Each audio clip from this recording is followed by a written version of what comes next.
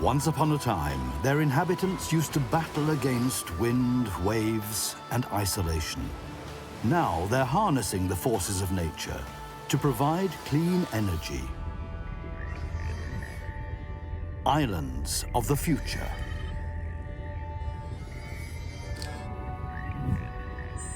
Role models for the whole world.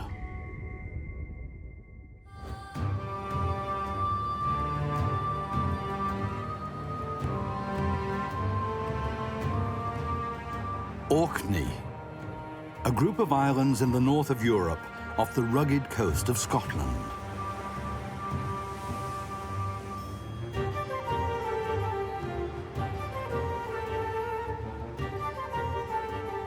Until now, an insider tip for tourists wanting peace and seclusion, but soon perhaps attracting energy concerns. Facing both the Atlantic and the North Sea, there are very special forces at work here. After the wind and the sun, finally harnessing the sea to generate electricity. That's what scientists and engineers are working on in a research center unique in the world. A technical vision still in its early stages.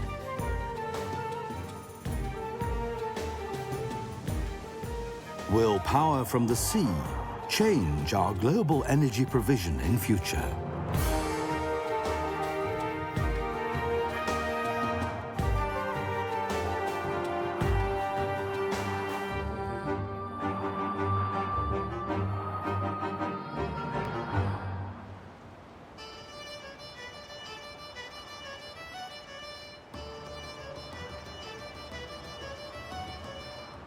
Just 10 kilometers north of the Scottish mainland, and yet somehow at the end of the world, Orkney.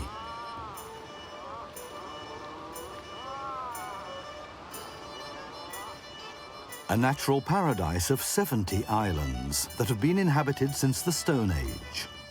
A prehistoric hub between Iceland, Scandinavia, and Britain.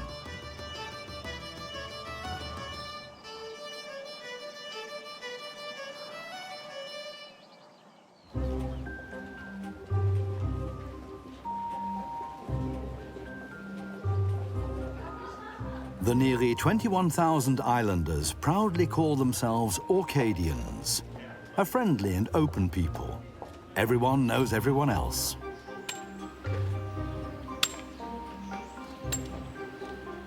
And what you notice immediately is that the time passes more slowly here than in the rest of the world. Something else the locals are proud of. The people here have learnt to live with nature, whose vagaries have determined the lives of the Orcadians for centuries.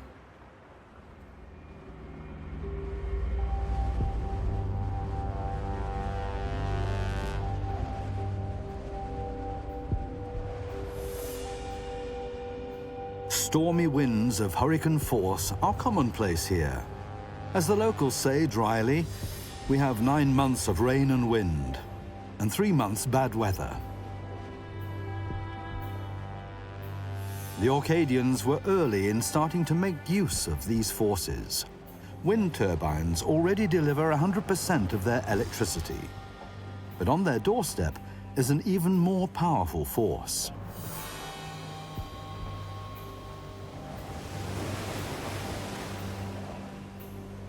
Hardly anywhere else on Earth is as exposed to the sea as Orkney. Huge waves and searing tides have been tearing at the rocky coast since time immemorial. Perilous currents rage here at 4 meters a second, and waves up to 19 meters high.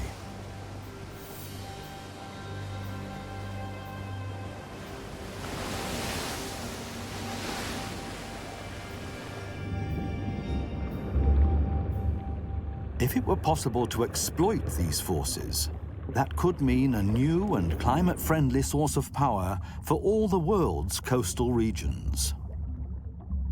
What has so far been the preserve of large marine mammals could become, alongside wind and solar power, another mainstay of renewable energy. And nowhere are the conditions for developing this new green energy technology better than in the Orkneys.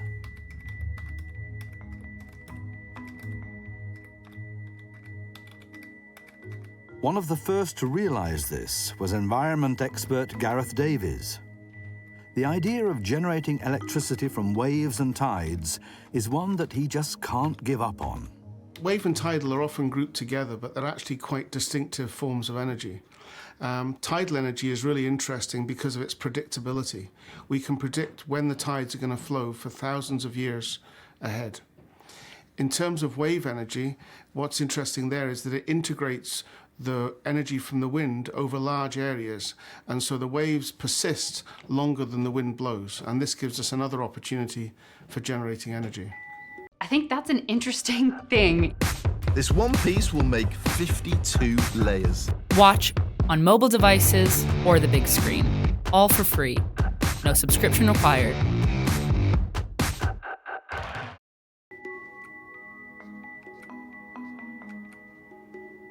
But how big is the potential of his homeland for renewable energies? To find out, he made detailed calculations.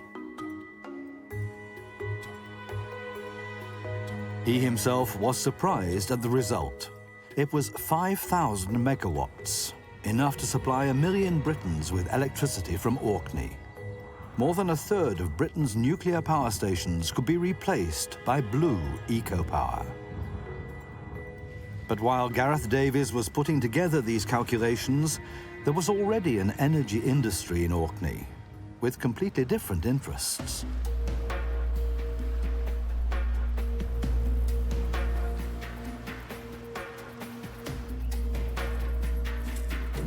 The early 1970s saw the outbreak of the oil boom in the North Sea. Rich deposits of the black gold were discovered off the coast of Scotland and turned Britain overnight into a major oil producer.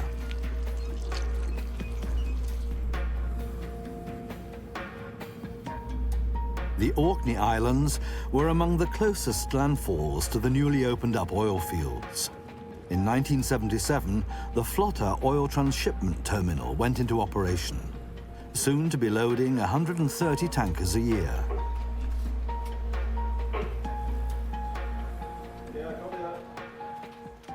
The oil industry was one of the biggest local employers, since Flotta was the second largest oil terminal in the United Kingdom. So for the time being, no one was interested in renewable energy from the ocean.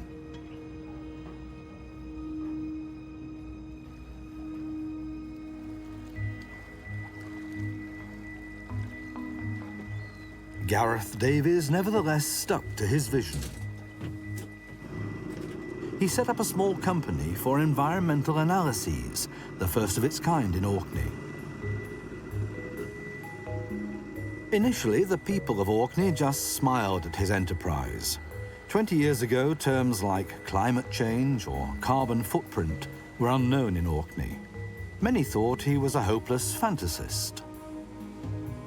I think if you ask most people that are involved in renewables, they're involved in it for a reason, not just because it's a job. And for me, I've been involved for 25 years. You can't easily get away from it. If you want to make it work, you have to put a lot of effort in. It becomes a big part of your life as well as your work.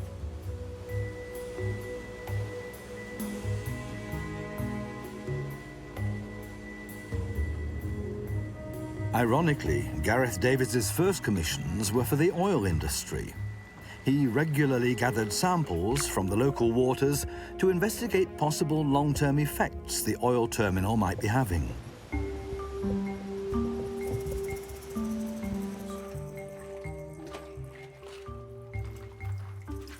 Nowadays, Gareth and his team have earned themselves a reputation far beyond the confines of Orkney. They're in demand worldwide for assessing the impact of industrial projects on the underwater world.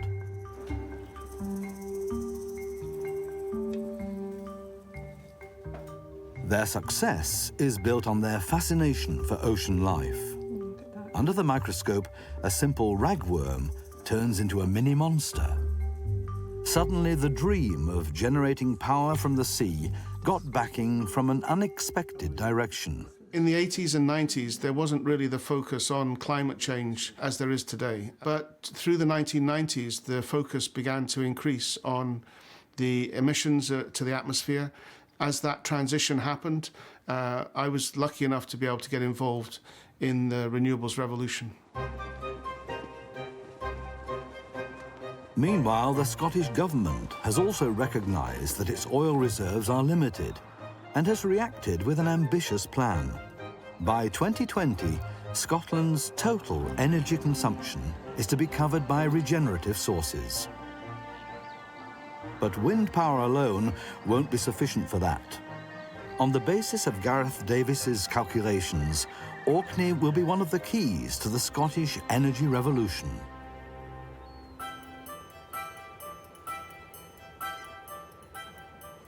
One place in particular is the focus of attention, Stromness.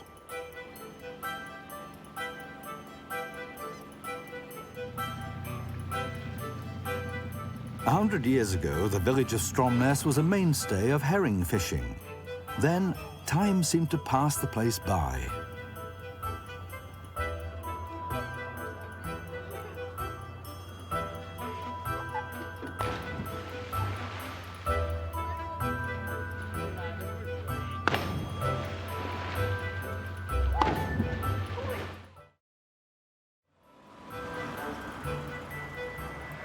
But the decision to drive Scotland's energy revolution forward meant a new beginning for Stromness.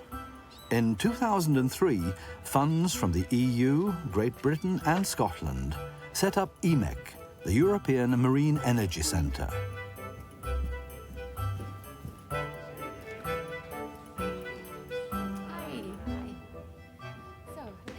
The institute focused on one goal: to set up a unique test laboratory at sea to conduct practical research into innovative tide and wave power plants. It was definitely a risk. It was a very brave decision by those agencies to actually fund something so cutting edge. They didn't know back then what the industry needed, and to be perfectly honest, neither did we. Infrastructure we already have, so like our Shaughnessy Sound scale test. Today, EMEC operates 2 large test fields at sea, equipped with measuring and monitoring tools. A third is in the planning. More and more companies from around the world want to use this unique infrastructure and pay over 300,000 euros a year for it. They can actually go to somebody with a report which has an independent stamp on it. So rather than going to somebody and saying, trust me, my machine works, they can actually provide an EMEC report which proves it does.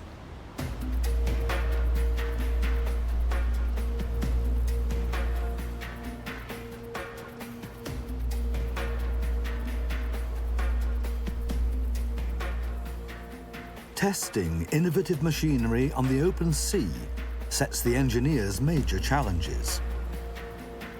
Energy companies want equipment that's both low maintenance and high efficiency under constantly changing weather conditions.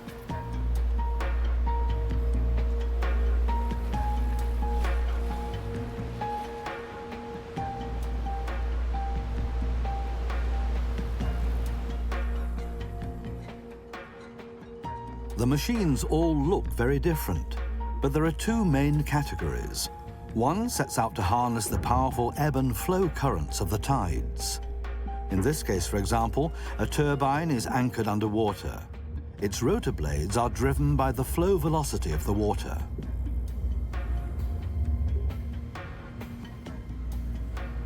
Or the inventors try to convert the force of the waves on the surface into mechanical power, as with this sail, which builds up pressure through the movement of the waves and drives a turbine with it. All the approaches have one thing in common: they have to be able to withstand the immense forces of the sea. If a machine can survive here at EMEC in Orkney, then it should be able to survive anywhere in the world. Nobody has the answer yet. You know, we're seeing some convergence in the kinds of technologies that are progressing, but at the same time, it's very possible someone could come in with an idea that would actually, you know, be better than anything we've seen so far, and that makes it a really interesting field to work in.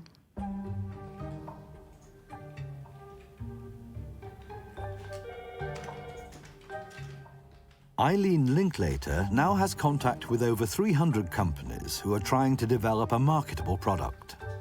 But precisely that's the focus of criticism directed at EMEC. Over the last 10 years, the Institute has been showered with prizes, but has yet to make a technological breakthrough, and maybe never will. The project has already been subsidized to the tune of over 40 million euros. People often ask, you know, at what stage is the industry at now? We've been doing this for 10 years. And you know, I would often say probably about the same stage as the Wright brothers were when they first got a plane off the ground. The clients that we work with had said to me, we have to find the problems before we can find the solutions.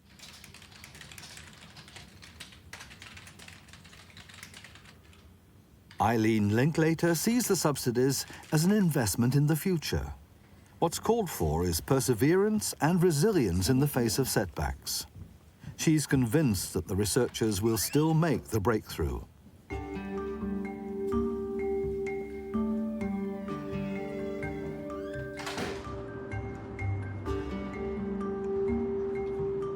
When she leaves Stromness after work, this Orcadian by birth soon finds herself on a deserted road that leads to her house by the sea. A solitude that wouldn't seem to offer her, as a young person, very much. Like many young people, I had to leave Orkney to study at university. And I loved the city life. And to be honest, I didn't necessarily see myself coming back, mainly because in a rural community, particularly an island community, there isn't much graduate employment. Historically, the employment has been farming, fishing, things like that. And it's just really exciting that for the first time, and certainly in my lifetime, Orkney is actually a vibrant, attractive place for young people. Research into a new source of energy is being conducted here, not only because of the unique marine forces, but also because of the Orcadians themselves. Because we are an island community, we fundamentally understand sustainability and how we need to balance the economic and the environmental and the social factors in a community. That's just in our blood.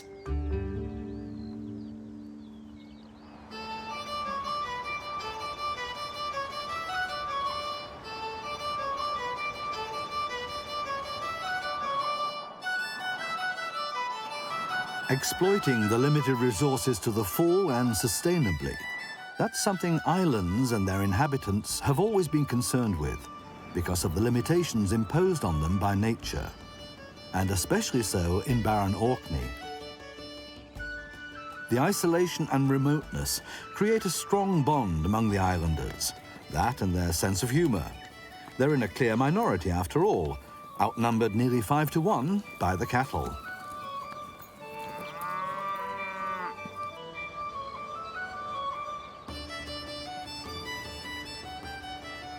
The Orcadians love rivalry and are always absolutely determined. When they get something in their heads, it's very hard to shift it. That's why they'll drive for 3/4 of an hour right across the main island for the best fish and chips. Working with nature sustainably and being open for new ideas are both firmly rooted in Orkney.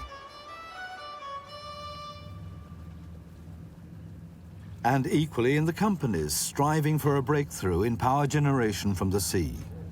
One of them is Pelamis wave power.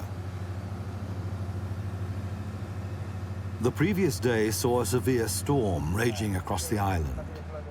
Engineer Robionides is checking the precious wave power generator for damage. A lot of people don't understand what wave energy is. You say, I work for a wave energy company, and they think you're making waves in a swimming pool or something like that. I don't think a lot of people realise how we can get the energy from the waves. Okay, Dougie, there it is. The Pelamis just in front of us.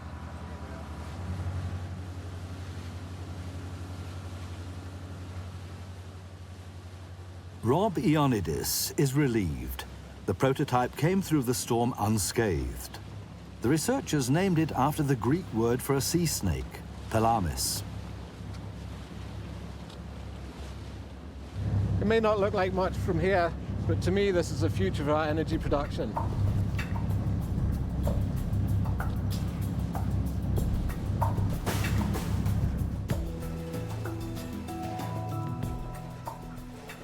The engineers worked for several years on models while developing their concept. The waves make linked segments move against each other. This friction force produces pressure inside the machine, which drives a turbine.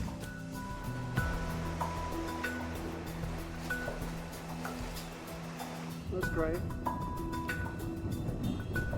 Pelamis was the very first prototype to be tested at EMEC back in 2004. It was a pioneering company treading new technical ground here in Orkney. When you design a car, you can take it for a test drive at 20 miles an hour, and if something goes wrong, you can stop dead on the road, and that's fine. Whereas us, once we've put it out to site, we're kind of at the mercy of the weather. There's a few sleepless nights, especially when the weather up in Orkney gets a bit rough.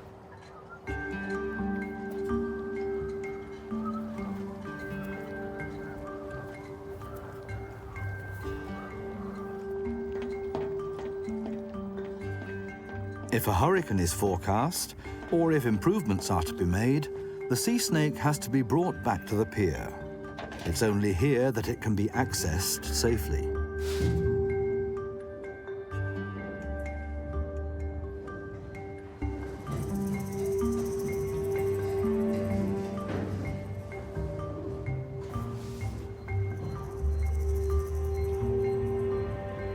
Rob Ioannidis checks the Holy of Holies, the section where the wave power is stored in cylinders and then slowly and evenly released.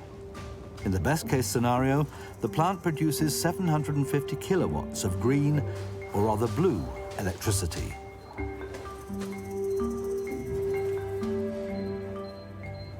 The research work has been long and hard for Rob Ioannidis and his team.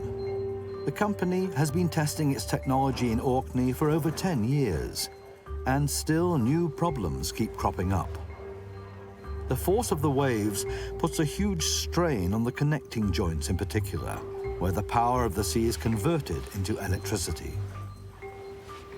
We've come across problems and been really frustrated, but there's a big driving force behind the company to solve these problems, to move on, and it's part of the fun of working here. It's solving these problems and overcoming the challenges that we face. What Rob Ioannidis did not know at this point was that his company would file for insolvency shortly afterwards. One of the pioneers of this new technology has failed. The critics take this as proof that money is just being squandered here in Orkney.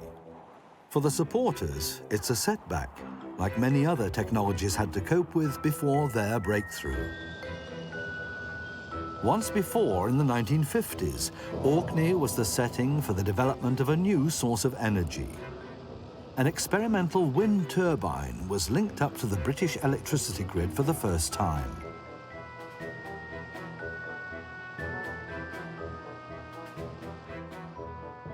And it did actually turn wind into electricity. But the euphoria was short-lived. The technology of the time was not up to the tough wind conditions in Orkney.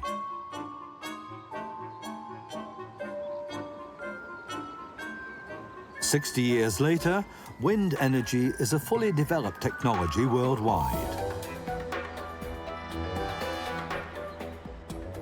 Orkney actually supplies 100% of its own energy needs from wind power, a development which impressively shows that new technologies require time to reach market maturity.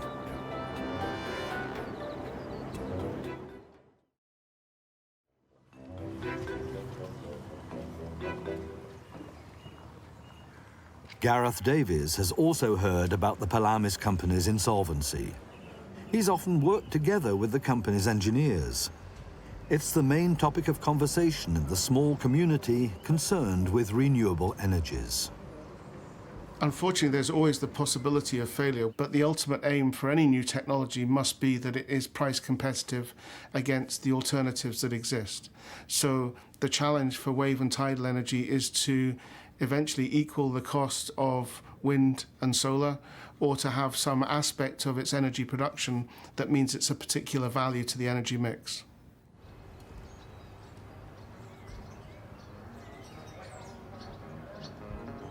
Once a week, the marine power pioneers meet up for an informal get-together. It's a ritual that's been going on since EMAC first started. Early in the morning when the sun comes up. They all work for rival companies, but socially they're more like a class reunion of old friends.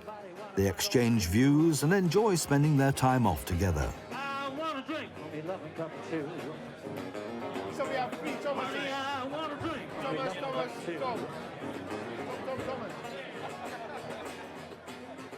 One of them is biologist Tom Clements. He's a member of the most celebrated leisure club of the energy pioneers.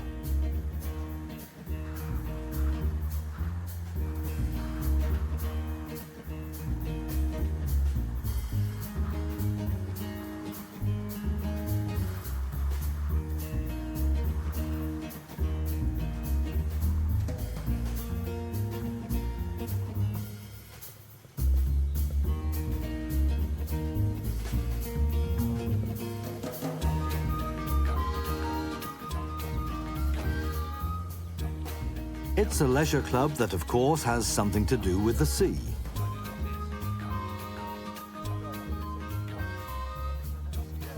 When Tom and his colleague Oliver first came to Orkney, they were surprised at the harmonious cooperation among the researchers. I think it's a very friendly atmosphere. Although everybody is competing in the same industry, we're all striving towards the same goal. I don't think there's any hard feelings between different companies. I mean, we're all friends and we all like to do the same thing, so we come and spend our free time together. And we're also, although people are competing against each other, everybody's working towards the same goal. So at the moment, people in the industry are happy to share knowledge and expertise. We talk on a daily basis and we all want everybody to, somebody has got to succeed, and that's what we're all pushing for. What fascinates wave and tidal engineers also has a magic attraction for surfers. In summer, the club meets nearly every day. For once, the waves don't mean work, but fun.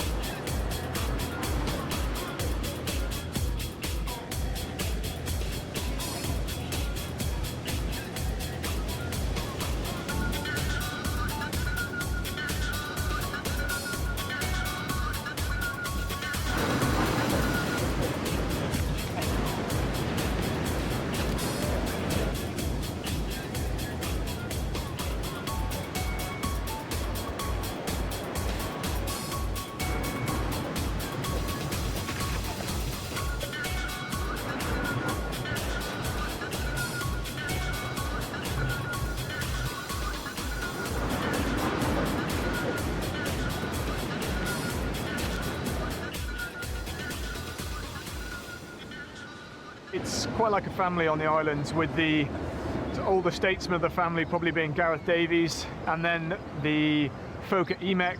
They're kind of like the forefathers of the industry on the island. And then there's been a generation that sort of kicked in about 7 or 8 years ago as the first boost came, and now there's really another boost occurring, and younger people are being attracted to the island to work in the renewable energy sector. So it's kind of like a three-generation family, and we're the youngest generation at the moment, I guess. I'm the youngest well, generation. He's the youngest generation. You're not. I'm in the middle somewhere.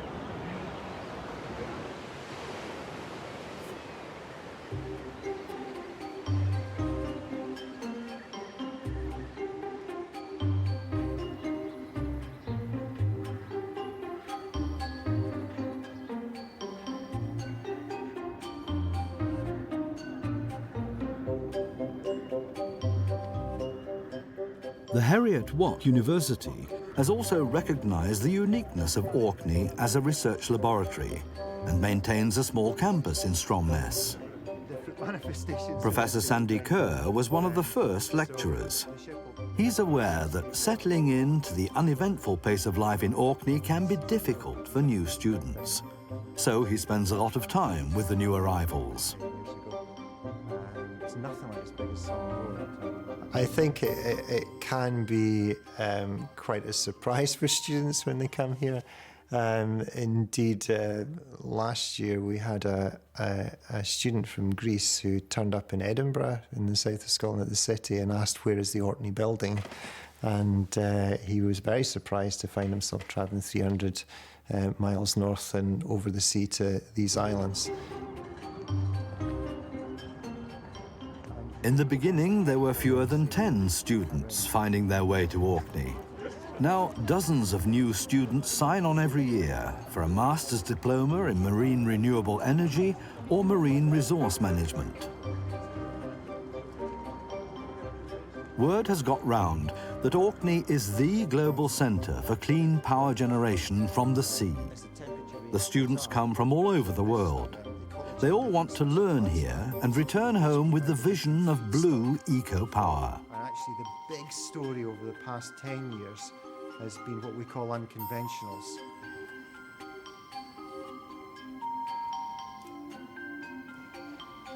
The appeal of Orkney is something Sandy Kerr knows only too well. He came here intending to stay for just a few months. That was over 25 years ago. It's really quite a thrill to be involved or around an industry at the early days like this. We're starting to see, well, we call it blue growth, but this sort of industrial use of the marine environment, but for clean, it's clean technology. So it's a very sort of dynamic situation, and it's, you know, it's probably something I'll never go through or experience again in my life.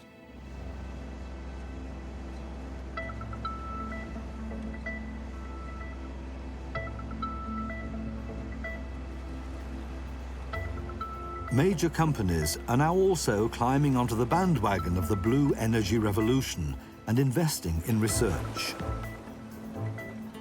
The French multinational company Alstom is about to lift an innovative sea current turbine into the water.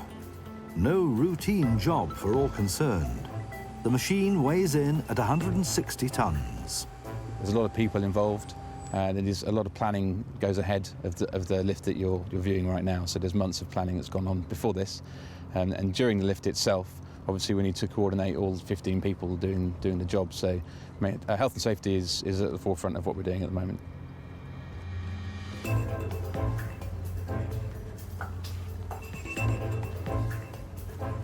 Once the technical breakthrough is achieved in Orkney, the long-term plan is to create huge parks with hundreds of machines like this around the world.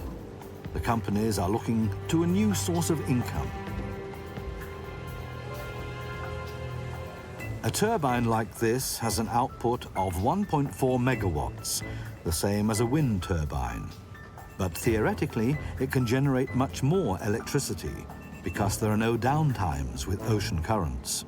In 20 or 30 years' time, we foresee there to be quite a big industry in tidal. There's quite a large resource available, and there'll be a few players still in the business at that time. I imagine 3 or 4 big players who are all exploiting that resource.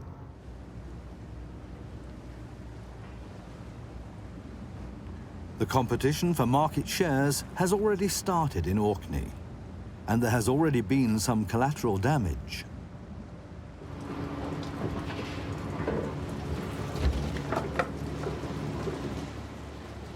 Lobster fisherman Sean Dennison spends an average of 20 days a month at sea. A very tough job. Before him, Sean's father and grandfather also caught lobsters round the stormy Orkney Islands. It's an ideal habitat for the crustaceans because of the strong currents and plentiful food supply. Whether Sean's son will continue the family tradition remains to be seen.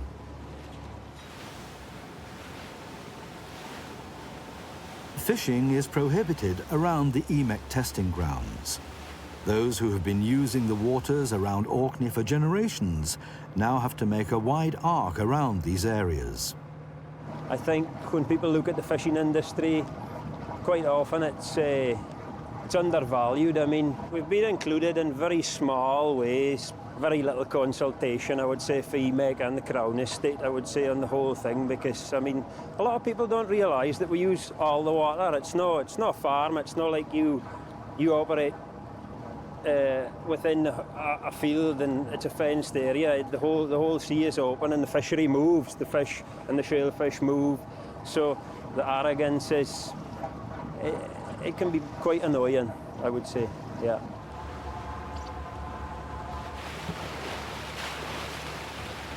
The fishermen already have to put up with longer and longer journeys to lay their lobster pots and nets. No one knows what will happen if further testing areas are designated, or even whole stretches of the coastline are placed off limits to set up commercial power parks. And that worries the fishermen. We all fear for the future in lots of different ways. I mean, when something comes up and tells you that you can't therefore work any longer in that area, then it's obviously going to have a huge impact, and not just me, but on a whole pile of a lot of other fishermen. So to have that taken away would be devastation for a lot of guys, yeah.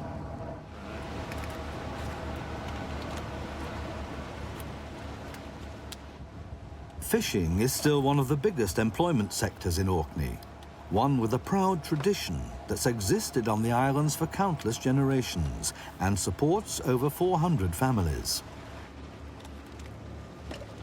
New technologies have often put paid to old economic sectors. Will that happen in Orkney too?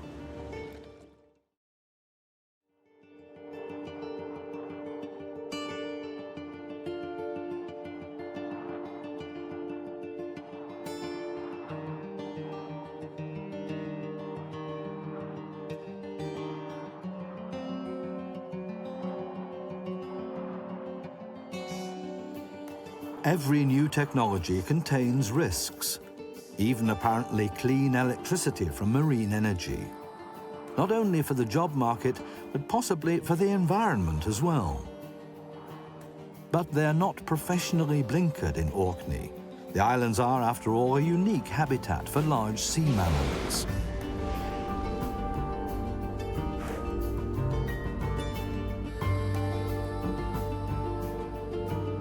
Great killer whales are regularly sighted hunting in the fish-rich grounds along the coasts.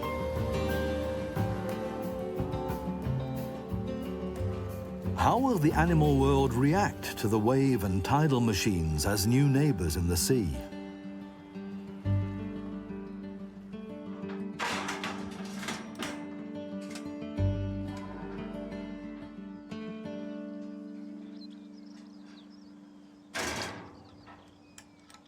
That's something they're also researching in Orkney.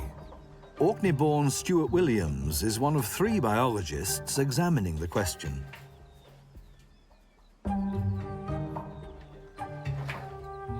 Five days a week on 4-hour shifts, they observe the goings-on around the test power plants from a lookout post on the cliff.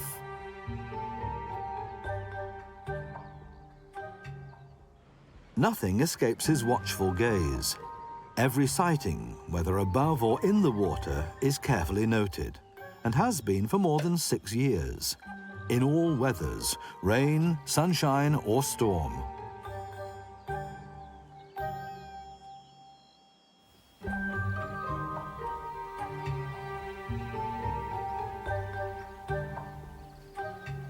Lisa Mackenzie from EMEC visits the lookout regularly. The Institute is financing the project. Only long-term monitoring can produce dependable findings. If Stuart Williams finds signs of altered animal behaviour, then the designers will have to rework their power plants. So far, we haven't seen any negative impacts from the devices being deployed and operating on the wildlife that's living in the sea. We've even had some nice stories of seals being quite inquisitive on what's happening within the water. And these mammals know this site and they know how to operate in the sea far better than what humans do. So they generally avoid these devices, but a lot more investigation is needed into this area at the same time.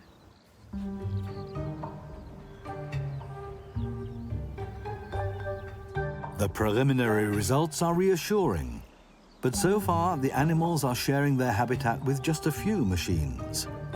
How they will react to great energy parks with hundreds of power plants at sea remains to be seen. Stuart Williams will have to spend another few years up here to give the final verdict.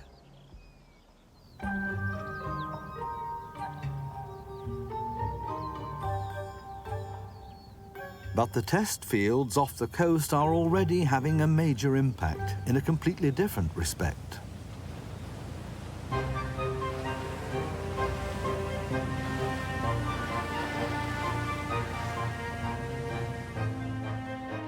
There's concentrated tension on board the Odyssey.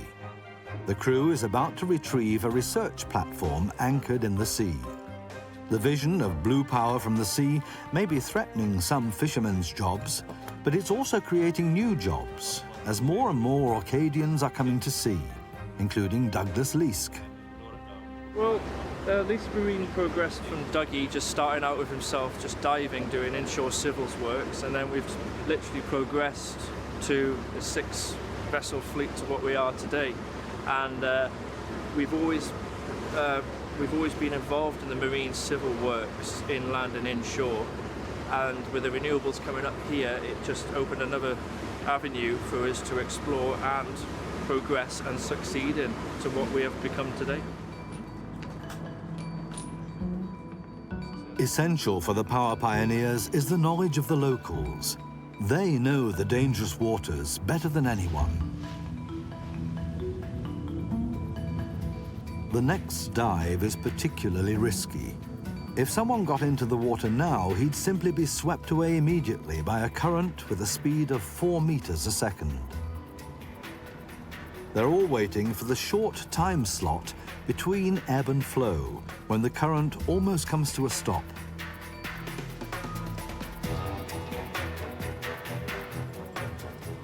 Then it's all systems go.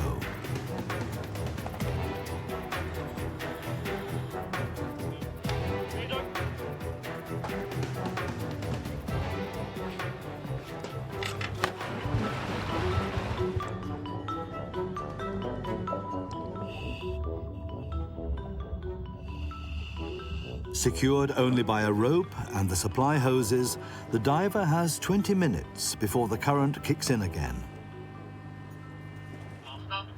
I'll stop. Down on the head and up the wire, float the load.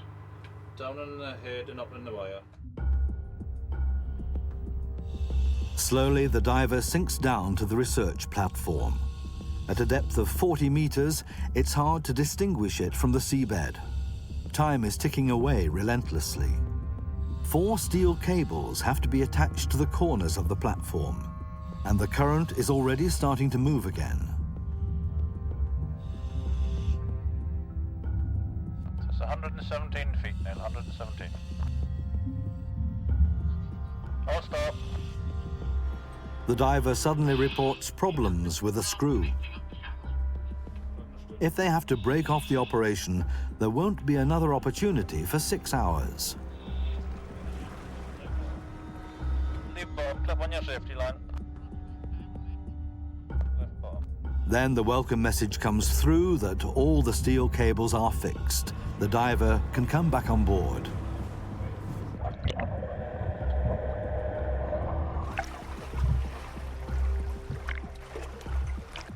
The firm of Leask Marine is one of the many success stories in Orkney, which clearly show that here on the northern outpost of Great Britain, the renewable energy sector is creating new jobs, not just in research, but also among countless service providers and local firms who work for the power pioneers.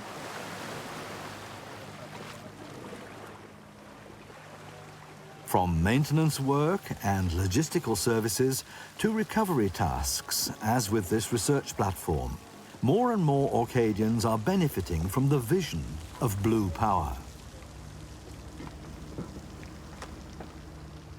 it's been non-stop for the last, let's think, ever since I've come up here. So, you know, within the last six years up here, it's from the early stages of all the ADCP testing to actually the gravity bases going in and the turbines being installed and the wave energy converters being installed on the site. So I kind of timed it just right, yeah.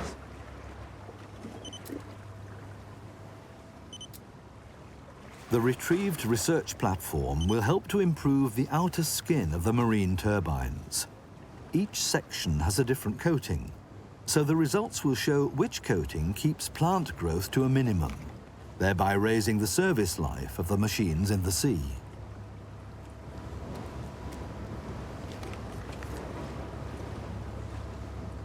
Over 300 Orcadians are already working in the blue energy sector. As a proportion of the Orkney population, that's the equivalent of more than 1 million people working in this field in a country the size of Germany. The vision of energy from the sea occupies not only the people in and around the town of Stromness, the idea has taken hold in other places as well.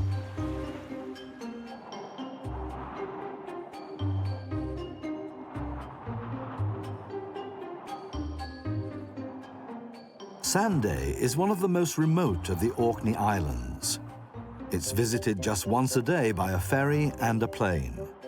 If the main island is isolated, this is the back of beyond. Just 500 people live on the 20-kilometre-long island. There are 3 shops, a church, a pub, and a tiny post office. The letterbox is only emptied when a small propeller plane lands at the airstrip. Here there's also the terminal building, where you check in 5 minutes before departure at the earliest. And there's also the Sanday Junior High School, where the pupils recently caused quite a stir nationwide.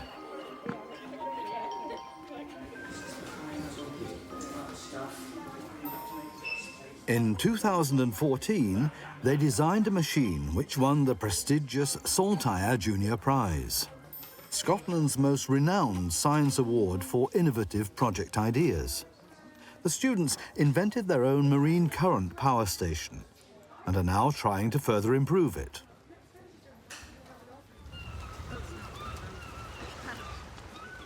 Like their grown-up role models at EMEC on the main island, the students naturally put their prototype through practical tests. At the turn of the tide, the seawater is forced at high speed through a small channel. Now the machine shows what it's made of. The youngsters impressed the jury with the technical brilliance of their invention. The current drives a rudder-like paddle, which causes magnets to pass each other, thereby generating electricity. The jury was also impressed by the commitment of the young inventors. I think because we've got these areas, that means we should be making the most of what we have and be making these devices, and then we can lead on the rest of the country and maybe world with our ideas. We've done really well, and it's been a good experience for everyone that's been part of it, and it's exciting because it's a new step into the future.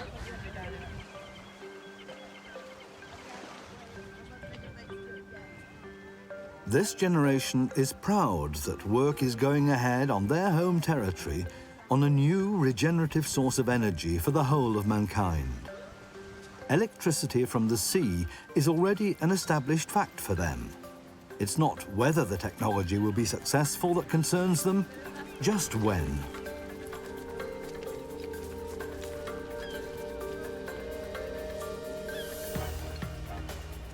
But not everyone shares this euphoria unreservedly. The machines are not yet ready for series production, and the costs of maintenance and power generation are still too high. How long will the designers and technical pioneers need to realize their vision? And how much time will investors give them to do so before withdrawing their funding? The pace at which we're making progress could be faster, but we are making progress. And so I hope that in 20 years' time, we may have hundreds, perhaps even thousands of machines in the water. For me, it's not specifically about renewable energy. It's about this link between the economy, economic development, technology and the environment. That's what I find exciting. Although it's a small island off the north coast of Scotland, it has increasingly a global reach and tentacles all over the world linking into the energy sector. And it's something different, something challenging and something new. And that's what, well, drives me and excites me, and that's why I'm in this energy race, so to speak. Yeah. Sometimes it doesn't go quite according to plan. That's why we're here. You know, if we thought it was going to go according to plan, we'd just ship it out there and be done with it. We've proven it's possible.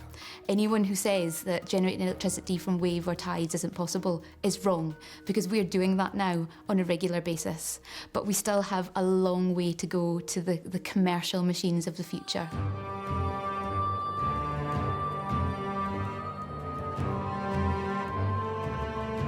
Remote, and yet groundbreaking and future-oriented. Perhaps Orkney will one day be for wave and tidal power what Silicon Valley was for the computer industry. The place where it all began.